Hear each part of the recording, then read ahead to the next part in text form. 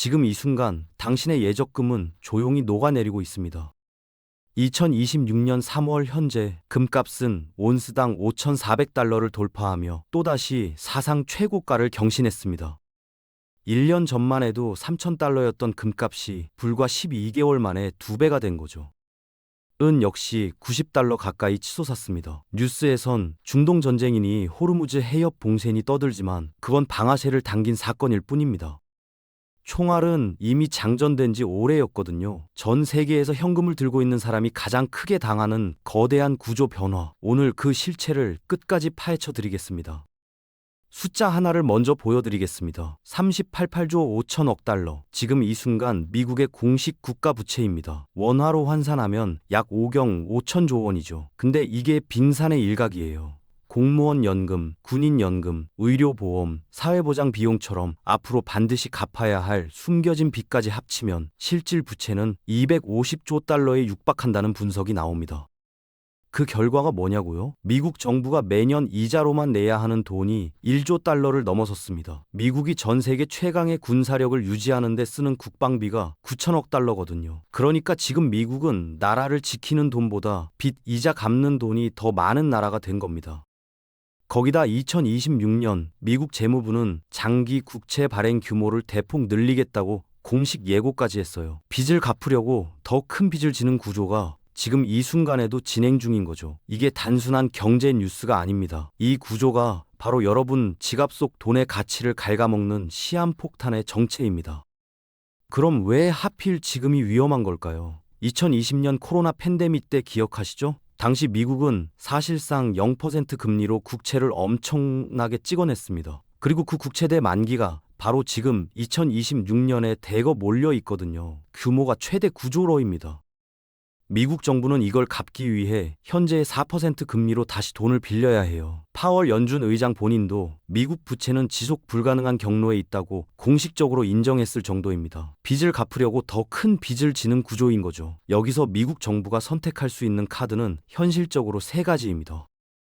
복지와 공공지출을 줄이는 것, 세금을 올리는 것, 아니면 셋째, 잠깐 그건 다음 챕터에서요. 일단 첫 번째와 두 번째는 왜 불가능한지만 짚고 넘어갑시다. 복지 삭감은 다가오는 선거에서 표를 날리는 짓이고, 세금 인상은 경기를 위축시켜서 결국 걷어들이는 세금이 오히려 줄어드는 역효과를 냅니다. 정치인들이 절대 선택할 수 없는 카드들이죠. 그렇다면 남은 카드는 하나뿐입니다. 화폐 가치를 고의로 떨어뜨리는 것. 처음엔 좀 황당하게 들릴 수 있어요. 근데 숫자로 보면 아주 간단합니다. 지금 빚이 100이라면 화폐 가치를 반으로 줄여버리면 실질 부담은 50이 되는 거거든요.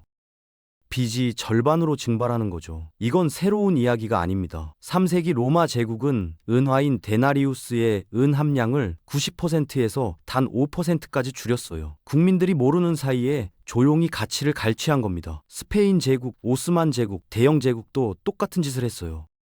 부채 위기를 겪은 역사상 모든 패권 국가들이 단 하나의 예외 없이 이 방법을 선택했습니다. 현대의 중앙은행은 동전의 구리를 섞는 대신 합법적으로 돈을 찍어내죠. 방법만 세련됐을 뿐 본질은 똑같습니다. 이 과정에서 피해를 보는 사람이 누구냐고요. 은행 예적금 통장을 믿고 현금을 쥐고 있는 사람들이에요. 월급을 모아 예금을 넣어놓은 30대 직장인 이 씨가 20년 동안 적금만 부은 퇴직자 김 씨가 자기도 모르는 새해 가장 크게 당하는 구조가 완성된 겁니다. 그리고 2025년 7월 아주 조용히 통과된 법 하나가 있습니다.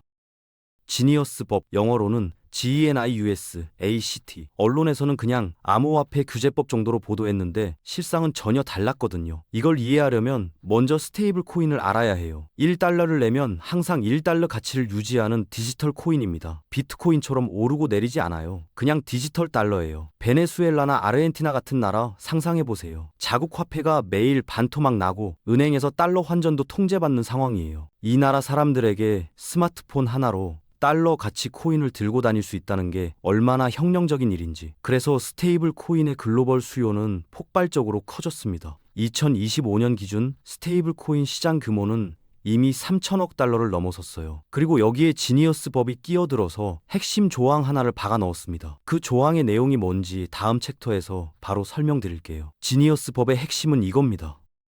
스테이블 코인 발행사는 코인을 판 돈만큼 반드시 미국 국채를 사야 한다는 거예요. 인도의 평범한 직장인이 커피값 내려고 1달러어치 코인을 샀다면 발행사는 그 1달대로 자동으로 미국 국채를 매입합니다. 전 세계 수억 명이 스테이블 코인을 쓸 때마다 그 돈이 고스란히 미국 재무부 금고로 흘러들어가는 구조가 완성된 거예요. 실제 데이터를 보면 더 충격적입니다. 법이 서명된 뒤 단 120일 만에 스테이블 코인 발행사들이 미국 국채를 1,090억 달러어치 사들였거든요. 하루 평균 약 9억 달러씩이요. 미국 재무장관 스콧 베센트는 2030년까지 스테이블 코인 시장이 3조 달러로 커지면 연간 1,140억 달러의 정부 절감 효과가 생긴다고 공언했습니다. 눈치 빠른 각국 중앙은행들은 이미 미국 국채를 팔고 있어요. 2025년 상반기에만 중앙은행들이 미국 국채를 480억 달러어치 매도했는데 그 빈자리를 전 세계 개인들이 암호화폐라는 포장지에 속아서 채워주고 있는 겁니다. 이쯤에서 이런 생각 드실 수 있어요. 금리가 높으면 예금 이자가 짭짤한데 그럼 굳이 금을 살 이유가 있냐고요. 교과서에도 그렇게 나와 있죠. 금리가 오르면 금값은 내려간다고. 근데 이게 반쪽짜리 진실입니다. 역사적 증거를 보여드릴게요. 1970년대 미국 폴 볼커 연준 의장이 금리를 무려 20%까지 올렸습니다. 예금 이자가 20%면 금을 살 이유가 없어 보이죠? 근데 그 시기에 금값은 온스당 35달러에서 850달러로 약 24배 폭등했어요. 어떻게 이런 일이 가능했냐고요? 당시 금리를 그렇게 급격히 올릴 수밖에 없었던 근본 이유가 극심한 인플레이션, 즉 화폐 가치의 급격한 붕괴였기 때문입니다. 지금 상황이 똑같습니다. 2026년 현재 미국 10년물 국채 금리는 4%대를 유지하는데도 금값은 사상 최고가를 경신하고 있어요. 숫자가 아니라 화폐 시스템 자체가 흔들리고 있다는 공포가 금값을 밀어올리는 거거든요. 금리가 아니라 신뢰가 문제인 겁니다. 또 하나 깨진 공식이 있어요. 달러가 강하면 금값이 내려간다는 것. 그런데 지금은 달러 인덱스가 올라가는데도 금값이 같이 오르는 기현상이 벌어지고 있습니다. 왜 그럴까요? 달러 인덱스는 달러의 절대 가치가 아니에요. 유로와 엔화 등 다른 통화들과 비교한 상대값일 뿐입니다. 달러 가치가 10% 떨어졌더라도 엔화나 유로화가 30% 폭락하면 달러 인덱스는 오히려 올라가 보이는 거예요. 지금이 딱 그 상황입니다. 전 세계 모든 국가의 화폐가 동시에 무너지고 있는 시대인 거죠. 그 증거가 바로 중앙은행들의 행동이에요. 전 세계 중앙은행들은 2022년 이후 3년 연속으로 연간 1,000톤 이상의 금을 매입했습니다. 그리고 2025년 상반기 드디어 전 세계 중앙은행들의 금 보유량이 미국 국채 보유량을 넘어섰어요. 1996년 이후 무려 29년 만에 처음 있는 일입니다. 돈을 찍어내는 주체들 스스로가 그 돈을 믿지 않는 겁니다. 이보다 더 확신호가 어디 있겠어요. 그런데 여기서 중요한 게 있어요. 금을 산다고 해서 다 같은 금이 아니거든요. 금 ETF나 금 통장 이런 걸 페이퍼 금이라고 부릅니다. 종이 위에 금이 있다는 약속일 뿐이에요. 충격적인 사실을 말씀드리면 이런 금융상품의 규모가 실제 실물 금보다 무려 138배 많습니다. 진짜 금 한 덩어리를 담보로 138개의 투자 상품이 쪼개져 팔리는 거예요. 모두가 한꺼번에 실물 인출을 요구하면 나머지 137개는 그냥 휴지 조각이 됩니다. 각국 중앙은행들이 ETF가 아닌 진짜 금덩어리만 금고로 싹쓸이하는 이유가 바로 이겁니다. 여기에 기름을 부은 게 바젤세 은행 규제입니다. 2025년 7월부터 실물금이 현금이나 국채와 동급인 최고 등급 안전자산으로 공식 인정받았어요. 단 ETF가 아닌 은행이 직접 보관하는 실물금에 한해서만요. 이 조건 하나 때문에 전 세계 상업은행들까지 법적 의무를 채우려고 실물금 사재기에 뛰어들었습니다. 공급은 한정돼 있는데 수요는 폭발적으로 늘어나고 있어요. 그런데 실물금 수요가 폭발하면서 생긴 부작용이 있습니다. 가짜 금이 진화한 겁니다. 예전엔 자석에 붙으면 가짜인 거 다 아셨잖아요. 근데 요즘 나오는 텅스텐 가짜 금은 차원이 다릅니다. 텅스텐의 밀도가 19.25인데 진짜 금 밀도가 19.3이거든요. 거의 똑같아요. 무게도 같고 부피도 같아서 전문 장비 없이는 구별이 사실상 불가능합니다. 개인 간 거래에서 속으면 치명적인 손실을 봅니다. 그나마 개인이 해볼 수 있는 방법 두 가지를 알려드릴게요. 네오디움 자석을 골드바 위에 살짝 올려보세요. 진짜 금은 반자성체라서 자석이 천천히 미끄러지듯 내려옵니다. 뚝 떨어지면 의심하세요. 두 번째, 쇠망치로 가볍게 두드려 보세요. 진짜 금은 맑고 경쾌한 소리가 나는 반면 텅스텐 가짜 금은 둔탁하고 플라스틱 치는 것 같은 짧은 소리가 납니다. 하지만 이것도 완벽하지 않아요. 결론은 하나입니다. 반드시 국가가 인증한 공인거래처에서만 사야 합니다. 한국조폐공사, KRX 금시장 같은 공신력 있는 채널이요. 그럼 금만 사면 되느냐? 사실 더 폭발적인 자산이 있습니다. 은이에요. 2025년 한 해 동안 은 가격은 무 147% 급등했거든요. 근데 이게 아직 시작이라는 분석이 나오는 이유가 뭘까요? 은은 금과 달리 산업재입니다. AI 데이터 센터의 냉각 시스템, 전기차 한 대당 25g, 태양광 패널, 반도체까지 전도율 1위 금속이라 첨단 산업 전반에 들어가지 않는 곳이 없어요. 문제는 공급이에요. 이미 5년 연속으로 비애은 수요가 공급을 초과하는 적자 상태입니다. 새 광산을 개발해도 허가에서 설비 구축까지 최소 10년이 걸리거든요. 단기 공급 증가는 구조적으로 불가능해요. 여기에 더 무서운 리스크가 있습니다.